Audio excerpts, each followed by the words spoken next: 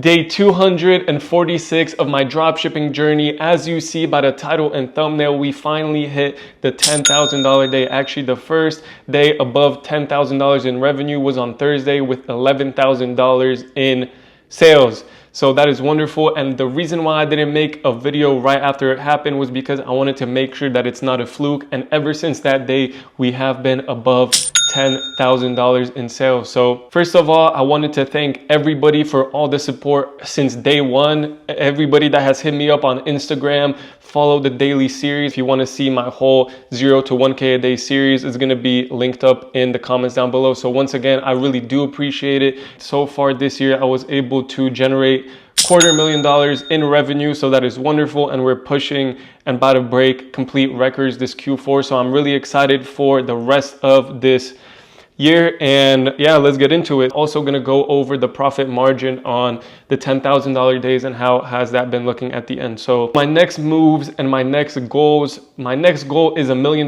per month consistently. I think that is the only right goal to set at this moment. Doing 10K a day right now, going from 10K to 30, like $5,000 a day is going to be, I guess, an easier goal to set, but also it is not going to be easy. I know that at every single stage of growing the business and expanding, revenue wise, then there's going to be issues and they're going to be completely different. It's just at the beginning of your journey, I feel like you're way less equipped. You don't know anything about shit. But then eventually, as you get to $1,000 a day, you fix all those issues, you get to like 5K, and then you get to 10K, new issues arise, and then you just figure it out and you're just more equipped to handle those battles, So those are my next goals. My next move is just going to be to continue bumping budgets. The main bulk of the revenue is actually driven by the new product that I started testing at the beginning of October. And the old winner is struggling a little bit, getting a consistent 1.7, 1.8 ROAS, which is obviously above my break even. I wouldn't be running it if it was unprofitable. My break even ROAS for that product is about 1.3, 1.35. So it's really good, so profitable. I'm trying to dial that in to make sure that I can scale both of those products at the same time. So that's kind of one of the reasons what helped me get there. If I was only running my old winner, I would not be able to hit the $10,000 day. So if you have a product that is consistently making you revenue, but it's hard to make it completely profitable, just try testing out more products in the meantime. I think that's a mistake that I did make. At first, whenever I hit my first 1K day, 3K day, I was not testing any more products on the sidelines. I think that having too many, like testing 3 a day, is maybe too much. I like to dive deeper into products rather than go super horizontal and instead of having 10 products doing 1K a day, I would rather have, 2 products doing 5,000 a day. So I think that is way better. Getting a product to 5K a day, I don't even think right now is like super crazy. So it is really feasible to have 2-3 products. 10K a day is a breeze. So make sure you continue testing products. If you do have something that's selling, dive deeper into it, double down on it. But obviously you're not going to be able to sit there all day, make creatives for that one product. So still do product research. If you find something that you like, continue testing it. So those are kind of my next moves, is I have to add a whole bunch of upsells, cross sells that's geared toward the new product that has become my main winner now, and make sure that I'm boosting my AOV throughout this Q4 as much as possible. Since Black Friday, Cyber Monday is coming up, the CPMs are steadily rising. All the big companies are pretty much dumping their whole marketing budget in Q4. So that's why that is happening, but also the buying pressure is way better. So if I were to give somebody advice on getting to your first $1,000 day, and I actually did end up mentoring somebody for free just to see if I would be able to give somebody my knowledge and see it actually works, see if it was just a fluke or if it's a process that could be repeated. And that guy, shout out to Michael, already hit his $2,000 day right now. We're battling some issues, but he was asking me all the right questions, and we kind of did like an IOU situation. Whenever he, reaches some of his goals, then he will bless me with a bust down AP. So that's the goal. I mean, delayed gratification, right? But I'm not doing any free mentorships. That was just like a case study type of process. We'll get an interview going on the channel with him for sure in the near future to kind of go over like what was the strategy, what got him there. And I think it would be really insightful and interesting. But I'm not doing any free calls, any free mentorships. I have done that in the past, but right now I just don't have the time to do so. And if you have any videos or any ideas that you want me to go over, make sure you drop them in the comments down below, and let's just have a conversation like usual. But so the difference between a $1,000 day and a $10,000 day, and I think that is pretty much just a creative. And I think having a portfolio of creatives, one, two, three ads is honestly all you need. If they're banger creatives, that's all you need to hit a $10,000 day. And after now, my goal is to kind of diversify my portfolio of ads, because after doing a 4PI analysis, and if you don't know what that is, go check out Professor Charlie T on YouTube. He will dive deeper into this. And if he's watching this video, I'm sorry that I keep mentioning ROAS. Hopefully I don't get wrecked for that, because ROAS is supposedly not a metric that you should be looking at. Although, we are drop shipping, our main goal is to make money on the first sale. I think when it comes to ROAS, that is a viable metric for drop shipping, especially getting money on the front end. And if you don't have any other sources of revenue like email, Google, and SEO organic, then ROAS I think is good. But if you obviously are a bigger brand and you're trying to attack all different channels, ROAS might not be the best. Like blended CPA obviously is the metric that you want to be looking at. Bottom line is creative. After you dial in your product, you test your product, you know that the proof of concept works, you know the product works, you have an offer that sells and converts. Those are kind of like your stable variables. You're not going to change up the offer too much since you know it works. You're not going to be changing out the product if you know it works. Then you work on your landing page. Those three become kind of like your stable variables where all that stuff converts, the funnel is set up right.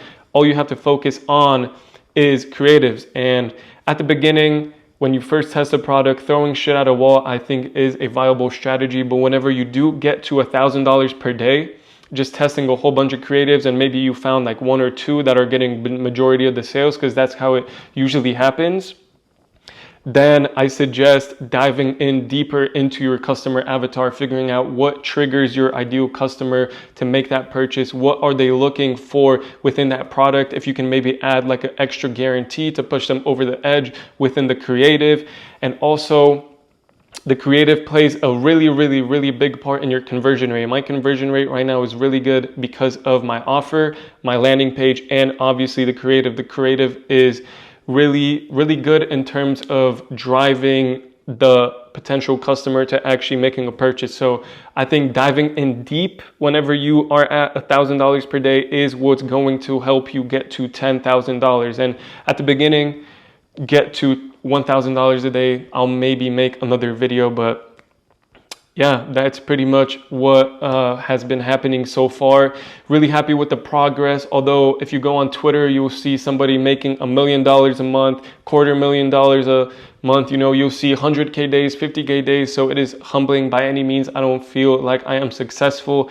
I don't have a extended Phantom parked out front with a driver waiting for me 24/7. My parents still work, so the job is not finished. Although I'm happy with the progress, by any means, I have not arrived to where I want to be, and there's a really long way to go for me. But what I think will get me to, that magic goal of mine to be able to really take life to the next level is just doubling down on what's working and making sure that I dial in myself, not only my store, to make sure that I'm clear-headed, not drink alcohol, not do stupid stuff throughout the day, dopamine detox, focus up, and yeah, just really double down on my discipline, go to the gym, make sure I'm grateful, operating at a high vibration, high frequency every single day, and not letting up on anything. So if I were to come up with like a info offer, what would something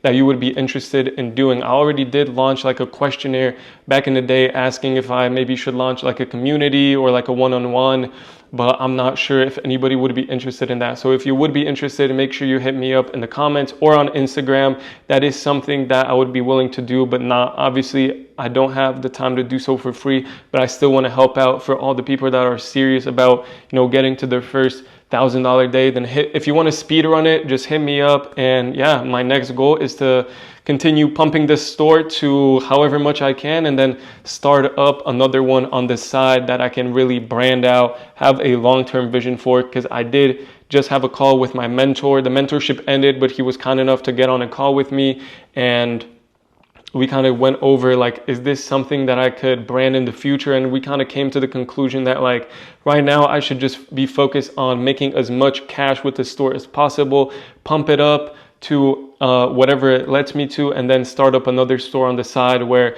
I kind of spend a whole bunch of time on finding the right product that is really brandable, has a long-term vision, and I can put a little bit more effort, and maybe it's something that I'm passionate about too, so that I will be able to, be even more motivated to make that work. So the goal right now is to continue putting out high quality videos with a bunch of value. I'm going to try to get a camera, nicer equipment, maybe like a cool setup. And yeah, continue pumping the store, start another one that's really, really brandable. This product is brandable, but it would take a little bit more effort compared to some other type of products that what my mentor said, and he's doing, 30, 50, 100K days right now. So it is really wonderful. I'm going to focus up on a new store, and yeah, hit me up on Instagram, follow me, DM me. I might have a little bit of time to respond to your DM. If you have any questions, hit me up. And if I were to release any type of products, let me know what would you be interested in, if at all. So peace out. Good luck. I'll see you in another video this week. I'm going to get back to consistency with the videos. I did kind of want to take some time to myself. I have been on the grind, putting out daily videos from $0 to $1,000 per day, daily videos. I think I missed like 2 uploads. And then I was also running a short form content series, how I went from $1,000 to $10,000 per day. And, although I am really grateful for it, it is kind of exhausting to put yourself out there every single day. Make sure you put out a video every single day to stay consistent. So it is not by any means easy, but obviously it is doable, and I'm really grateful for it. Shout out to everybody that supported me once again. I'm going to let you go now. Thank you for staying tuned till the end of this video. And the profit margin is about 20 to 25%, depending on the day. I forgot to mention that, but yeah. Actually, it's more towards the 25% side, 25% plus, because I did put my cost of goods into my P&L tracking software a little too high. I was being really conservative. I just got an invoice from my supplier for 22 grand, and it was supposed to be like 30. That's what I calculated it. So the profit margin is way better just because of that simple fact, and I was able to negotiate the goods down a little bit. So shout out to everybody once again. Thank you for watching. Good luck on your journey. If you're just starting out, share in the comments down below. Let's have a conversation. Peace.